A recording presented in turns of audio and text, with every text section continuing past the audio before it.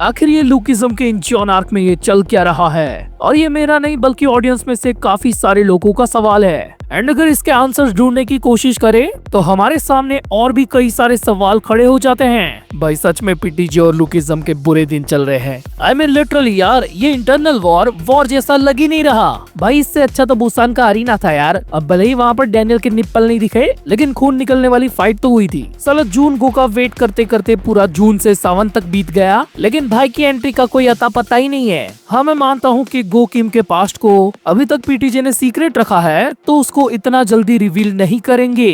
लेकिन अभी जो हमारे सामने ये चैप्टर्स चल रहे हैं, उनके अंदर लॉजिक तो छोड़ दो, लेकिन इमोशंस का भी दूर दूर तक कोई नाता नहीं लग रहा। तो मेरे हिसाब से अभी तो इस पॉइंट पर प्रिडिक्शन करना बनता ही नहीं है। आई मीन सारी चीजों के बारे में ऑलरेडी बात कर तो चुके हैं कि जून गो आएगा कि नहीं आएगा, यू जेसियन अच्छा बंदा निकलेगा कि नहीं निकलेगा, डैनियल को पाथ मिलेगा कि नहीं मिलेगा। और अगर सच कहूँ तो ये चैप्टर्स बुरे नहीं थे यार। लिटरली 2 चैप्टर्स तक तो ज्यादातर और लाइनमैन ने ही कैरी किया, लेकिन जिस स्पीड सर्कल के लिए डैनियल, जेक, सैमुअल, लाइनमैन ये सब लड़ रहे हैं, उन स्पीड वालों का रत्ती भर भी इम्पैक्ट इन चैप्टर्स में दूर दूर तक नहीं है। और इसीलिए अब यहाँ से शुरू होंगे मेरे सारे सवाल।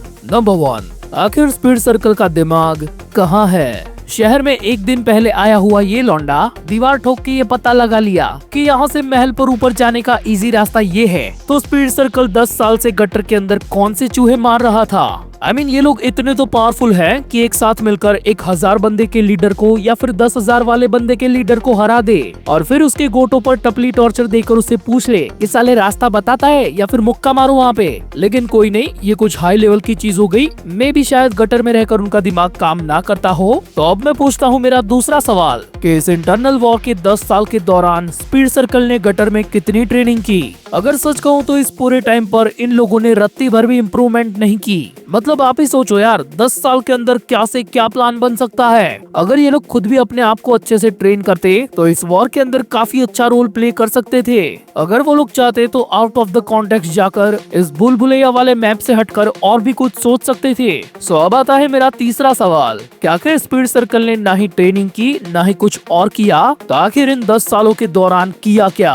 कुछ भी नहीं। अब कोई कहेगा नहीं भाई ऐसा नहीं है, 10 सालों के अंदर पूरा सुअर सिस्टम का चप्पा चप्पा छान मारा जैग्योन्ना ने। तो हाँ ये बात बिल्कुल सच है, उन लोगों ने काफी ज्यादा गटर के रास्ते एक्सप्लोर किए, लेकिन किस लिए? सिर्फ और सिर्फ भागने के लिए। अगर गलती से इनकी जगह पर गैप्योंग किम होते ना, तो जमीन के नीचे अपनी ही डार्क क्रोकोडाइल सोसाइटी बन गई होती अभी उनकी। उनका अगर बस चलता तो 10 सालों के अंदर पूरा का पूरा कोरिया ही बसा देते उस गटर के नीचे। मेनवाइल स्पीड सर्कल जितने थे उतने में से भी आधे अधूरे बचे हैं। तो आखिर कैसे जीतेंगे ये वॉर? और यही इन सारी चीजों की वजह है कि ना ही इस आर्क के अंदर इमोशन फील हो रहे हैं और ना ही किसी भी तरह का लॉजिक। सच कहूँ तो पब्लिक इन चैप्टर्स को ऐसे ही नहीं नकार रही, बल्कि इसकी वजह और रीजंस कई सारे हैं। यू जेसियन बेचारा 2 चैप्टर से गायब है, और हमारे जैग्योन्ना अपने ही शहर में अपने ही आर्क में खुद ही साइड कैरेक्टर हो गए हैं। अब मैं कहना तो नहीं चाहता, लेकिन सच में यार राइटर्स ने इस वाले स्टोरी आर्क में हाफ वेस्ट किंग की आस को स्पैंक कर दिया है। कसम से कह रहा हूँ कि अगर एक और फिलर चैप्टर आया तो पीटीजे पर से लोगों का विश्वास उठ जाएगा। सो अगर क्रिएटर्स अपनी गिरती हुई रेटिंग को वापस से रिकवर करना चाहते हैं तो उनको एक बैंगर चैप्टर डिलीवर करना ही होगा,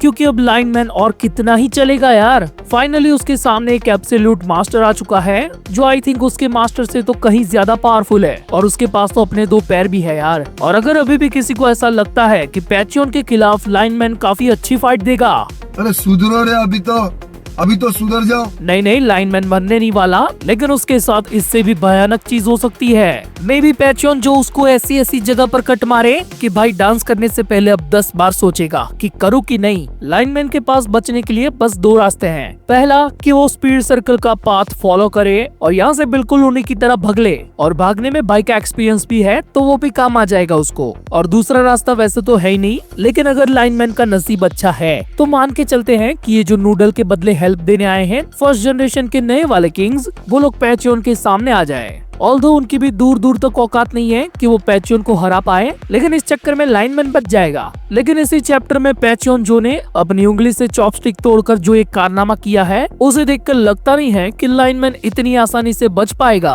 भाई सही कह रहा हूँ, डिटेल देखो इस पैनल के अंदर, उसने बस टूटी हुई चॉपस्टिक से कितनी सारी स्लैशेस मारी है और ये करते टाइम बंदा अपनी जगह से हिला तक नहीं है। सो ऐसा कहा जा सकता है कि इसके पास वेपन की मास्टर ही नहीं बल्कि एब्सोल्यूट मास्टर ही है। अब आप लोगों में से काफी सारे लोग ऐसा कहेंगे कि भाई इस तरह की स्लैशेस तो जून को भी मारता है, इनफैक्ट वो अपने पास्ट की फाइट्स में ऐसा कर भी चुका है। तो यार मैंने कब मना किया, बिल्कुल वो कर सकता है, लेकिन पैचियन जो के लेवल पर नहीं। उसके इस तरीके के अटैक्स को जरा ध्यान से देखो, उसे अपने एनिमी पर इस तरीके की स्लैशेस मारने के लिए अपनी बॉडी को ऐसे झुकाना पड़ता है और थोड़ी सी मूवमेंट देनी पड़ती है, लेकिन पैचियन जो बस अपनी जगह पर बैठे बैठे ही ये चीज कर सकता है। तो हाँ, अगर पीटीजे ऐसा चाहते हैं कि पैचियन जो का एब्सोल्यूट ऑरा और ज्यादा फील हो, तो मैं चाहता हूँ कि एक बार को उसके हाथों से हमारे तगड़े वाले कैरेक्टर्स भी पेले जाएं, क्योंकि इसके अलावा अब इस आर्क के अंदर आखिर बचा ही क्या है। तो इस बार मैं ही आपसे नहीं बोल रहा कि आप अपनी प्रिडिक्शन कमेंट्स में लिखो, लेकिन क्या आपको ऐसा नहीं लगता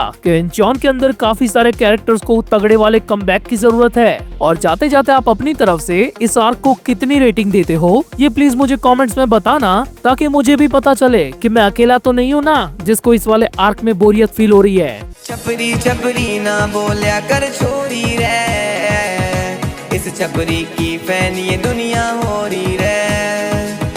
छपरी छपरी ना बोलिया कर छोरी रे,